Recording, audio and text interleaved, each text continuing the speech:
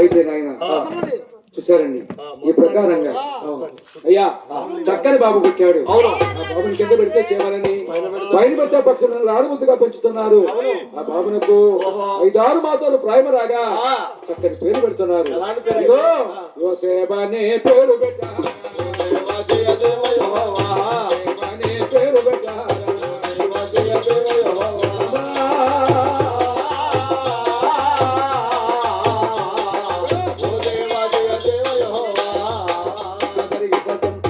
యోసేబని పేరు పెట్టారండి. ఆ పేరు నాకు నచ్చల. ఏంటా పేరు పెడితే 10 మంది నచ్చాల, 10 మంది బాగుందా. మా ఇద్దరు పిల్లలు పెట్టినట్టు అయ్యి పేరు యారా యోసేపు అంటే నీకు అర్థం తెలుసా? నీటి యోరన నాటబడినటువంటి పలించెడు చెక్కులాగా ఉండేటువంటి పేరు, పలించెడు కొమ్మ. ఆ పేరు నాకు నచ్చల. మా పిల్లలు పెట్టిన పేరు. ఇద్దరు పిల్లలకి ఏ పేర్లు పెట్టావు? పెద్దోడికి పెట్టిన. ఏం పేరు పెట్టావు? పెద్దోడికి పెద్ద పిత్తిరే. ఎవడి పేరు? వాసన. మా పిల్లోడిని ఎవళ్ళన్నా కొడితే వాసన వచ్చింది. ఎవరు అంటే మా యావరై వాసన వస్తే నాశనమే. ఇప్పుడు ఈ పేరు తీసేసి ఈ పేర్లు కూడా నచ్చలేదని లేటెస్ట్ గా మా యామ పేరు నా పేరు కలిసి వచ్చేటట్టు పెట్టా. ఎలా పెట్టావు? మా యామ పేరు కీర్తి, నీ పేరు శేషులు. ఎలా పెట్టావు? కీర్తి శేషులు. అర్థం తెలిసారా? మీరిద్దరు చచ్చినట్టు మీ పేర్లు. నాకేం తెలుసు? రవి చెప్పిండు అట్లా రేపు రవి చెప్పిండు. కానీ అలా కాదు సోదరా, ఇక్కడ యేసేపును చక్కని నామకరణం చేశారండి.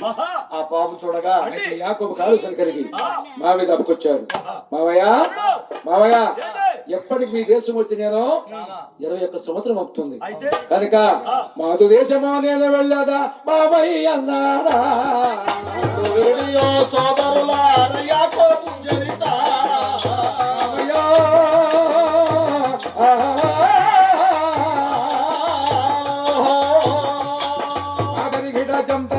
యాకో త్వరగా వెళ్ళిపో. వెళ్ళు. వీళ్ళు పోకుండా వెళ్ళలేదు కాదు మావయ్య. ఈ 20 మందిని ఎట్ట పంపించాలో నాకు అర్థం కాదు. అయితే యాకో ఆలోచన చేశాడు. మావయ్య నేను వచ్చినప్పుడు నీ మంద 3000. వచ్చినప్పుడు నాకున్న ఈ 3. అదే 3000 మావయ్య. ఇప్పుడు నేను వచ్చి అడుగు పెట్టాను లేదు 10,000 మందగా మారిపోయింది. మావయ్య నా దేశానికి వెళ్తాను. ఆనాడు నువ్వు చెప్పావు పనివాడు తన జీతాన్ని పాత్రుడు అన్నావు. ఇదన్నా కొంచెం ఇస్తున్నావు కాబట్టి మంద కాసేవాడు మంద పాలు తాగును. యాకో కాసేవాడు ఈ 10,000 మందిలో ఏదైనా సారగా ఉంటే తోలుకొని వెళ్ళి చెప్పగా 10,000 మందిలో ఒక్కటి కూడా సారగా లేదన్నా మందలు తోలుకొని అరణ్యానికి వెళ్ళి ఓ దేవా ఈ మందలో సారు ఒక్కటి కూడా లేదయ్యా. మా మామయ్య ఇలా అన్నాడు, ప్రభువా ఈ మందలాగా మాకు దేవా.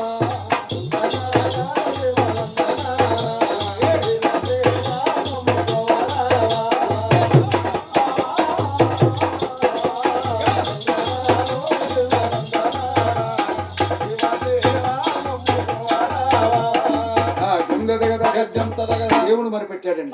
ఆ మరిమన దేవుడు అంటున్నాడు, యాకో నీ మంద 10,000 మందిలో సారు కలిగినవా? సారు కలగాలంటే అడవిలో ఉన్నవి కింజిసాల సొమ్ములు తీసుకురా, వాటి నీళ్లుగా తీల్చి అక్కడెక్కడ పొట్టు వలిసి ఆ మంద దాకా ఇలాంటి నీళ్ళు వేయవయా. పెట్టి నీళ్లు పెట్టు. నీళ్లు పెట్టిన మంద సారుగా మారుతాయన్నాడు. 10,000 మందికి నీళ్లు పెడితే 3,000 మంది సారుగా మారిపోయాయండి. వచ్చాడయ్యా మామయ్య దాబు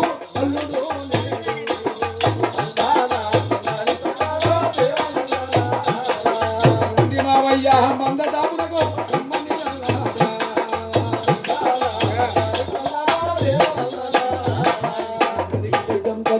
మావయ్య ఇదే మన మంద. 27 ఛార్జీలు పోగారా మావయ్య? వెనకాల కూర్చుంది కదా ఏం వంట కూర్చుంది దానికి ఇటు అవసరం పడదేమో.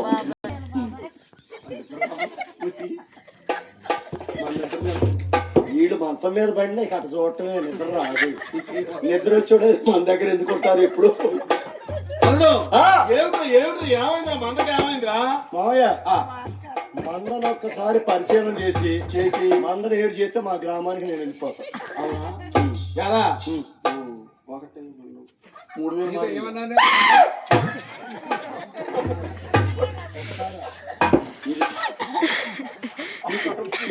అది సార్ నా మందరం సార్లు ఇన్నిసార్లు ముగ్గురు కళ్ళు మూసుకొని ప్రార్థన చేస్తున్నారు. నువ్వు ఎప్పుడే తరిచి నువ్వు కరెంట్ స్తంభం మీద పండే పడుతుంది.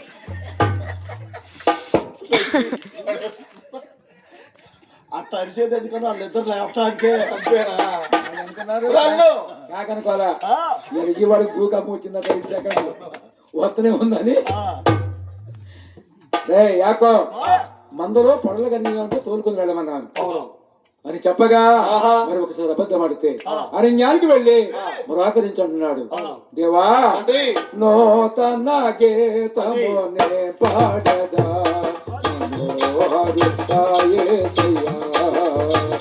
నీవు చూపిన ప్రేమను మరువను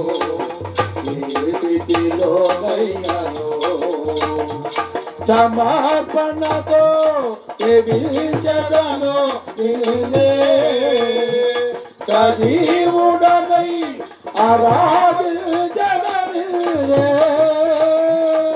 నూతన గీతమునే పాడెదా మనోహరుడా యేసయ్యా కొలువు చేసి ప్రేమించినావు ఓరదగినది ఏముంది నాలో కొలువు చేసి ప్రేమించినావు ఓరదగినది ఏముంది నాలో ఓటమెరుగని సాత్వికుడా నీకు సాధవరు నీవే నా ప్రాణము నిన్ను వీడి జనుడలేను నీవే నా ప్రాణము నిన్ను వీడి జనుడలేను గీతమునే పాడగా మనోహరుడా యేసయ్యా.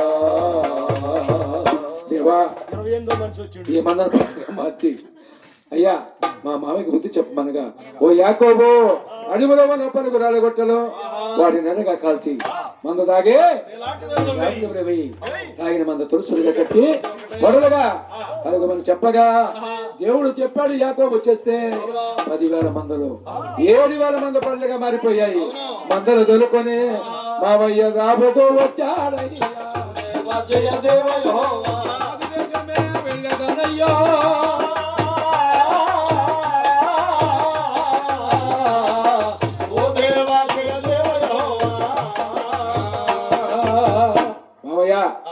ఇదే మన మంద.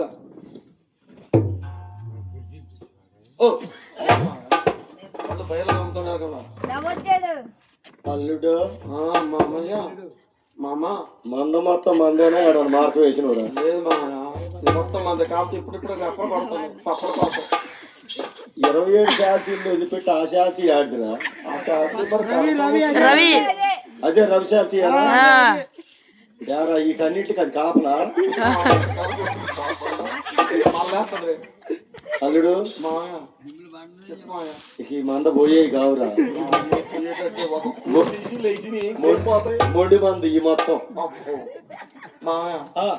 నీకేమిస్తున్నా వడగాలి తోలుకెళ్ళమన్నారు మా పడేగా అవును మా ముసలాట్లను వదిలిపెట్టి వయసాట్లను లేపుకొని తోలుకొని పో ముసలాడు ఏం చేసుకుంటావు ఉరికెత్తా నువ్వు ఉరికిలేవు పరిగెత్తెత్తా వయసు అంటే ఉరుకుతాయి వయసు తుమ్ములు తుమ్ముతాయి. అవును ముసలే ఇప్పుడు ముసలే కూరుకుతున్నాయి నేను ఉరికెత్తా ఉరికిలేవు ఉరికెత్తా ఎట్ట ఉరికిస్తావు కారం పెడతా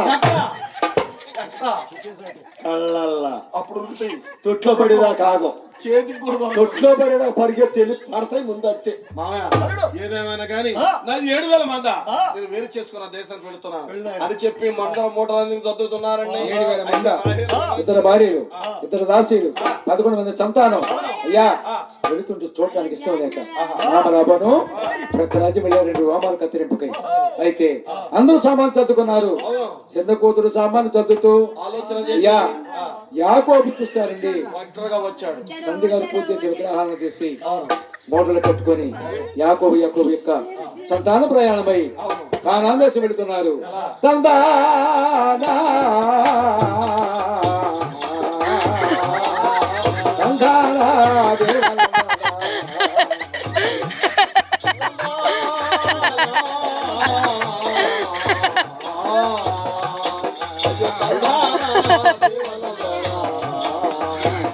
కోనలు కోట కుంకుమలను దాచుతున్నాడయ్యా.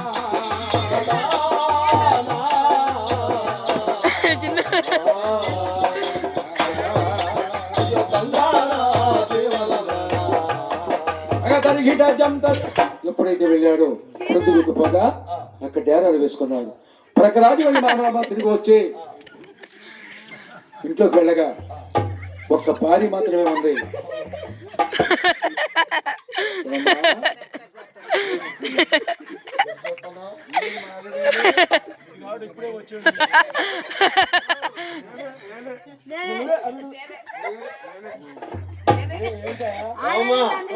అల్లుడు అక్కడ కూతురేది పిల్లలేరు వాళ్ళు కొట్టుకోవటం అరుచుకోవడం చాలా సందర్శంగా ఉండదు. ఏంటి ఈ రోజు చాలా ప్రశాంతమైన నిశ్శబ్ద వాతావరణం ఉంది. నీ గోడ పాడు నీ గోడ మీద గోడ తల్లి పడ అల్లుడిని ఒక మాట అంటే పడతారు అమ్మ.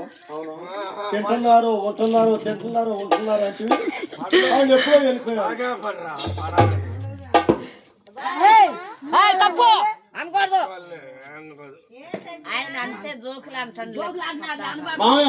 అల్లుడు పిల్లోడు కూతుర్లు ఎప్పుడో వెళ్ళిపోయారయ్యా. మన ఇద్దరే ఎవరు లేరు. ఒకసారి ఏంటయ్యా రవిని పిలిచి గడ్డి పెట్టేస్తా. ఎందుకయ్యా అడిగితే ఏమన్నా మోకాళ్ళ నొప్పులు అన్నావుగా. ఇప్పుడు ఎట్ట అప్పుడేనా నాకు హెల్త్ ప్రయాణం బాగోవాలి. ఏ గదిలో ఏ గది మనం పూజ చేసుకోవడానికి మనసేం బాగలేదు. విగ్రహాలు పూజ చేసుకోవడం నేను అప్పుడే అనుకోను. ఆంజనేయ స్వామి గదిలోకి వినాయకుడి గుడి గదిలోకి బెడ్రూమ్ కు తాళం వేసి 3 సంవత్సరాలు 7 నెలల 14 రోజుల 2 గంటల 45 నిమిషాలు అయింది. అవును ఈ పాటుగాడట బెట్లేదా ఏం చేద్దామని మాకు ఆంజనేయ స్వామి ఎక్కడ ఓ నా ఇంజిరాయి లేడు.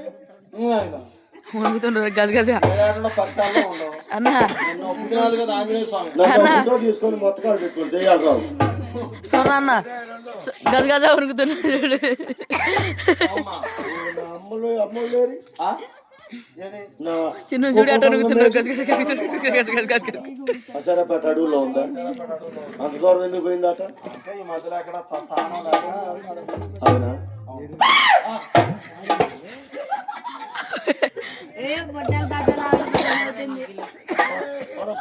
అంటూ అక్కడ విగ్రహాలు లేవు. వాడే కాననీయుడు. నేను పూజ చేస్తుంటే బొమ్మలకి వాడికి అసలు పడేవి కావు. వారపారు చూసేవాడు. అంటూ లాభాను మరొక పరివిన లాభాన్నప్పుడే వెళ్ళుతున్నాడా తిరుగుతున్నాడు.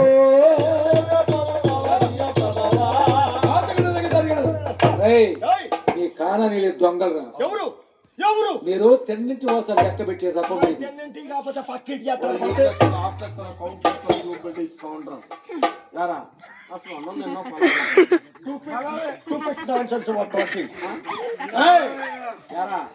గజ గజ దాసులు ఇచ్చా 7,000 మందలు ఇచ్చా. ఏం తక్కువ చేశాను?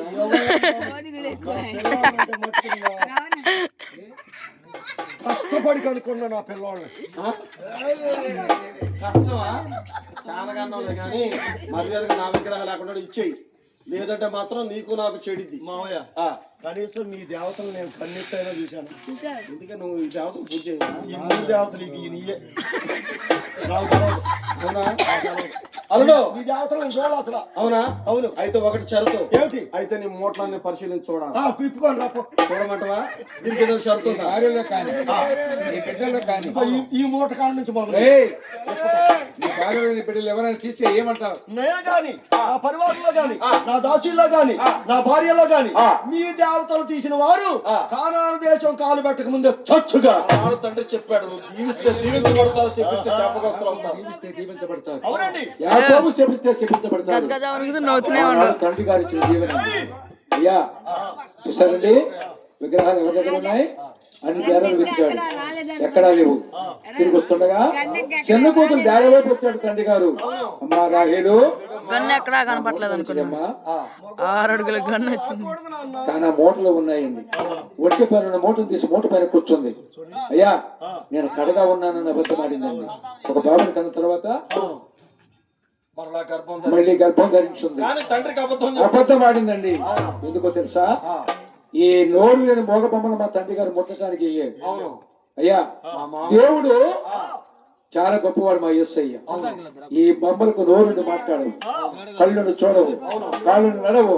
అయితే శాపానికి గురైంది, మరణానికి అని ఒప్పుకుంది. కానీ ఈ శాపాన్ని మాత్రం మోయటానికి వీళ్ళేంతంగా అనుకొని అయ్యా మరణానికి ఒప్పుకుంది రాహేలు. అయ్యా తండ్రి గారు వెనుక తిరిగి పోగా, అయ్యో ఇండు గర్భవతి అయిన రాహేలు పోగా ఆనాడు అడుగులు ఏమని వాగ్దానం చేశాడండి? ఆయన గజగజ వణుకుతుండు. నేను తెచ్చి లేకపోతే దశం భాగాన్ని ఇస్తానండి. ఇక్కడ దేవునికి మందిరాన్ని కట్టించి దేవుని యొక్క దూతము సిద్ధం చేస్తే యాకోబు ఎక్కుతుంటున్నారో